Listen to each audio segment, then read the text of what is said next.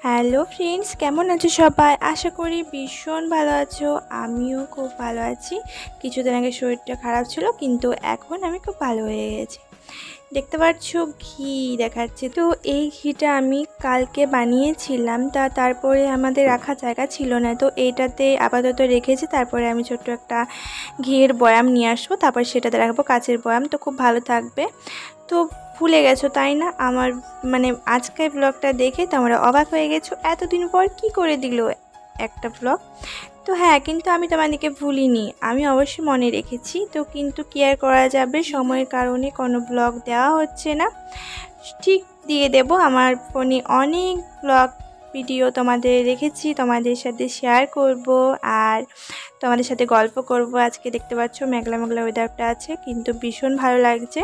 আর বৃষ্টি হলেই তো মাথার ভেতরে শুধু ঘুরে খিচুড়ি খিচুড়ি, গরম গরম খিচুড়ি।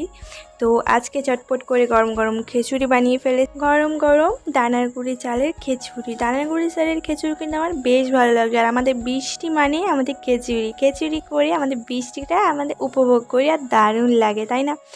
দেখতে পাচ্ছ আমি কি কাঁচা সবজি বা কি করছি আজকের মেনুটা তোমাদের সাথে শেয়ার করে দিচ্ছি। দেখলে চিকেন, দেখলে এখানে দেখলে মাছ, আর আমি একটা পুঁই চচ্চড়ি করছি। দেখতে পাচ্ছ কলাই খেতে খেতে রান্নাটা আজকে করছি। আমার কিছু মুখ চলতে চলতে রান্না করলে না ভীষণ ভালো লাগে। আর আমাদের কিছু গাছ আছে, দেখতে পাচ্ছ বৃষ্টির কারণে ওরা এত সতেজ হয়ে গেছে, এত সুন্দর দেখাচ্ছে, তোমাদেরকে দেখিয়ে দিলাম। আর আমার বেশি গাছ লাগানো নেই, কিন্তু আমি গাছ ভীষণ ভালোবাসি। আমার একবার করে এখানে দাঁড়িয়ে দাঁড়িয়ে গাছ দেখতে আমার ভীষণ ভালো লাগে। গাছকে আমি ভীষণ ভালোবাসি। গাছ কাটতে আমার খুবই মায়া লাগে, গাছ কাটতে একদমই পারি না। সে যাই গাছ হোক কেন, গাছ কাটতে আমি পারি না। কোথাও গেলে মনে হয়েছে কিছু গাছ নিয়ে যাব।